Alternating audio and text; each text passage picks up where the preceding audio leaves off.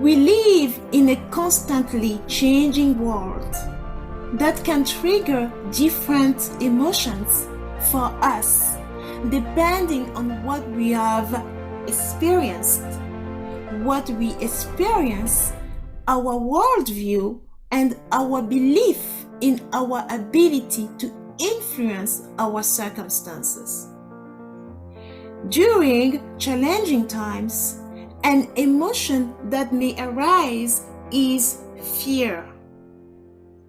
Fear is an emotion that consciously and unconsciously drives many of our actions in life. We buy life insurance based on fear of leaving loved ones without financial support. We buy precious metals and our digital currency based on fear of loss of life savings. We go for an annual or semi-annual physical based on fear of loss of good health. We conduct a reference check before recruiting a new employee based on fear of hiring the wrong person. We regularly go for an ultrasound during our pregnancy based on fear of giving birth to an unhealthy baby. We sign a prenuptial agreement based on fear of losing our equity if we end our marriage. Fear is the emotion that underlies anxiety. In other words, the foundation of all anxiety is fear. In addition to being a feeling, anxiety is an impulse arising from a thought. We can feel it energetically in our bodies through various physical manifestations, such as migraines, panicky breathing, trouble sleeping, heart pounding in the chest, tight muscles, bouncing legs, and disturbance in the stomach. We can identify and decode anxiety by recognizing it in our physiological response. We can manage ourselves in the face of anxiety. In other words, since it is a known way that shows up in our bodies, we can intervene. The intervention is what is under our control.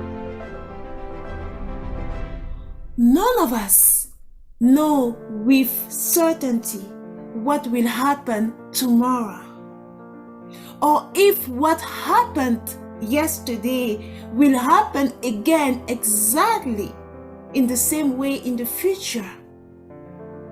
None of us know about tomorrow with certitude. Not even the fortune cookies or the most famous mediums.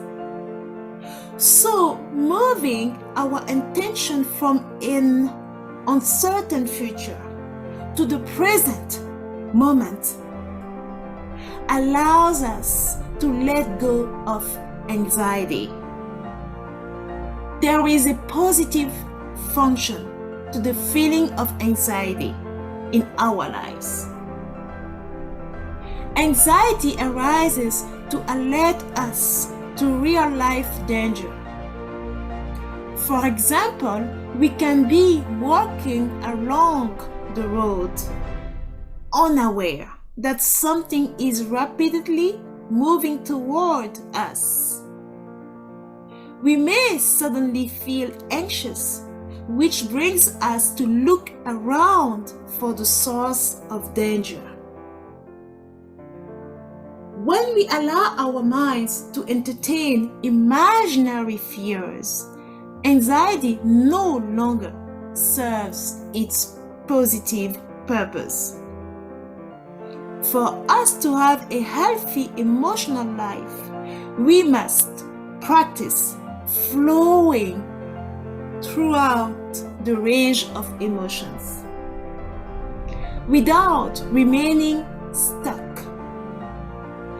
Much as a great pianist can compose a beautiful melody by playing all keys of the piano, we can practice fully experiencing the whole range of our emotions and feelings.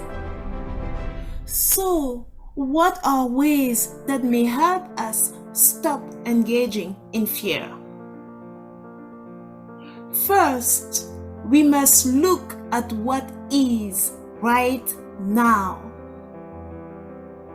Let go of believing we know what the future will bring.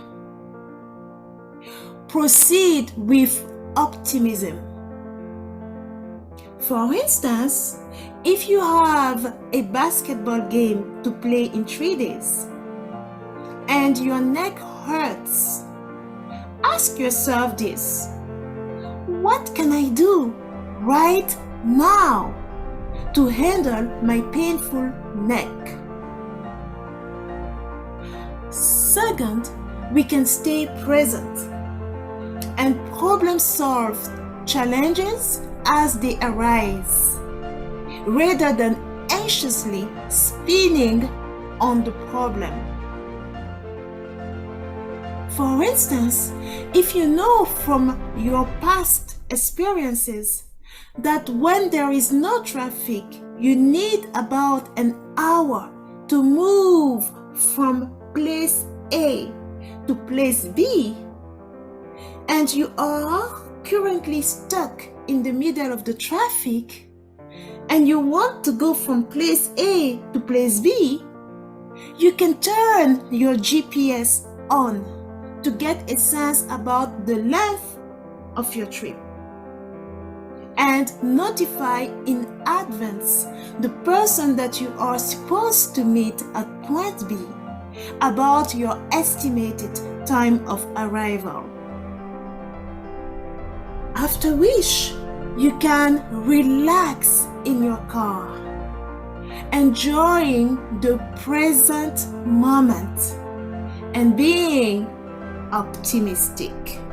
Doing so will help you shift from a moment when life seems to be frightening to a new moment when life appears to be feasible and benign. When that shift happens, you experience well-being. Remember, you can manage your anxiety.